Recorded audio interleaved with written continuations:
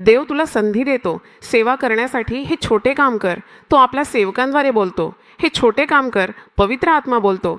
हे छोटे कार्य कर, हे काम कर, देवाचे राज्य घडवू शकतो, यात शंका नाही. पण जर तू केले नाहीस तर कदाचित निराशा किंवा भीतीमुळे असेल, मला माहीत नाही, पण लोक करीत नाहीत. जर तू हे छोटे काम न करता वेडेवाकडे कामे करण्यासाठी देव तुला सोपवतो. देवाच्या हृदयात, तुझ्या हृदयात जागा न दिल्यास, न करावयास हवी अशी कामे करण्यासाठी तो तुला सोपवतो, असं रोमकरांना लिहिलेल्या पत्रात म्हटलं आहे. 26व्या ओळीनंतरचा भाग म्हणतो, मग देवाने त्यांना सोपवले सोपवले सोपवले असं देवाने केलं.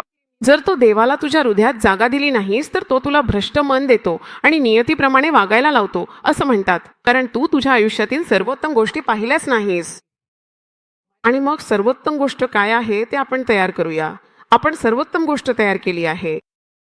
तीच एक गोष्ट आहे जी तिच्याकडून काढून घेणं आवश्यक आहे. तीच तयार कर.